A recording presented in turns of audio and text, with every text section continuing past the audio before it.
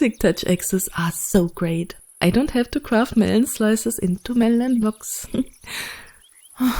But I still need to mine them manually. If I only could just...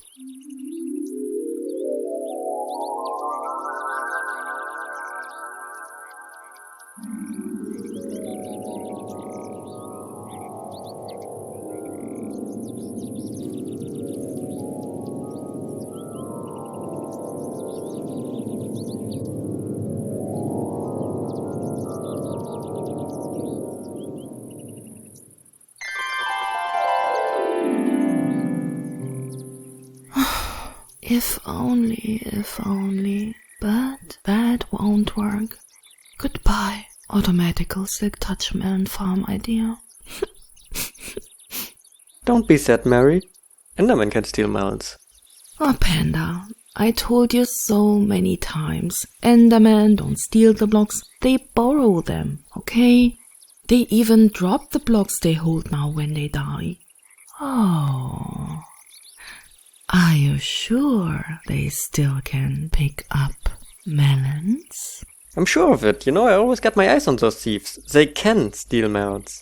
You mean they can harvest melons for us? Hello, this is Panda, and I'm here together with Spire and Mary. Hello. Hello. Today we will show you a fully automatic melon block farm. It is based on a mechanic that Endermen can pick up some blocks on random occasions. First, the Endermen spawn up here and then get funneled using an Endermite as bait. At the center, they then drop down to a giant tower full of melon blocks. While dropping, they are in range of the melons and can pick up some of them. Indeed. Thanks to a mostly overlooked bug fix in the 1.9 snapshots, they drop the blocks they are holding upon dying. The tower we designed reaches about 900 melon blocks per hour. However, a single tower is not bound by the mob cap, so building several of them will increase the rates noticeably. 4 of these towers will give you close to a double chest of melon blocks per hour. Building more than that will of course still increase the production, but not as significantly. This didn't stop us from trying.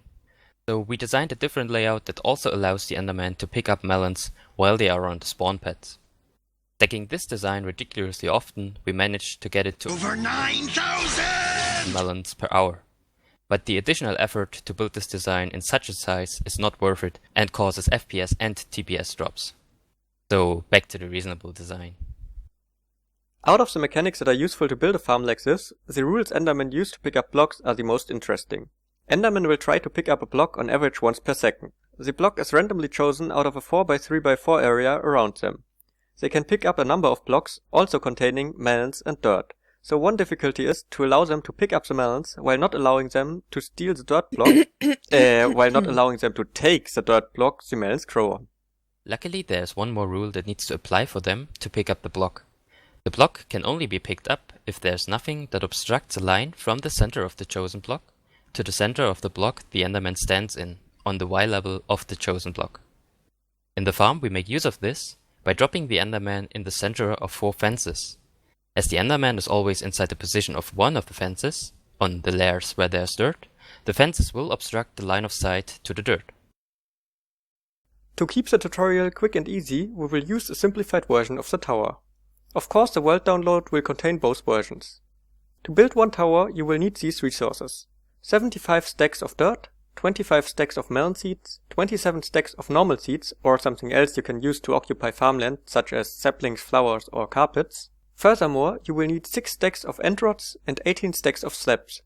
For better visualization, we will use clean stone slabs when the slab is on the lower side of the block and cobblestone for upside down slabs. You will also need many hoes. That's what the wood and the cobblestone is planned for.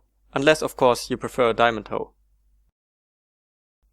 As for any Enderman farm, you want to build it as low as possible and at least 128 blocks away from the end island. Starting about 5 blocks above the void should give you enough space to deal with the collected items. If you want to build along with this tutorial, you can pause the video on each layer. We start by building the eyes of the collection system in this shape. It just points into a hopper facing into a single chest here, so separating the melons from the ender pearls is left up to you. On the next layer, we encase it and place water sources in these spots. Next up, we add another layer of glass, but also 4 fences for the collection system. On top of the fences, we place pressure plates, and next to them we place trapdoors facing against the pressure plates. The positions of the upside down slabs on the outside will get clearer on the next layer. This layer will repeat 24 times. So instead of placing the water on each layer again, you can also stack up in the beginning and let the water flow down in the shown positions. On top of the farmland, we place end rods in these positions, melon seeds in these ones, and normal seeds in the other ones. We now repeat the last 2 layers 20 times.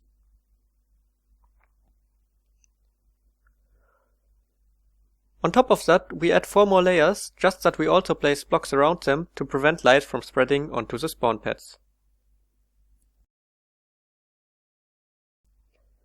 Next up, we place slabs on top of the positions where the melons will grow, as well as in the center. Above that, we want to add a layer of upside down slabs and close off the center with normal slabs to keep most of the light away. It is a bit hard to see on this layer, but there are 3 fences and 1 iron bar in each of the holes. On the next layer, we will add fences all around the center. In these corner positions, you want to use open fence gates to give the Enderman a path to the Endermite. To get better spawn rates, we can extend the spawn pads by a few blocks to each side with the leftover slabs. Last but not least, we need to add a slab 3 blocks above the center and spawn an Endermite on top of it. Don't forget to rename it and then place 2 carpets on top of it, just to make absolutely sure no Enderman can teleport there.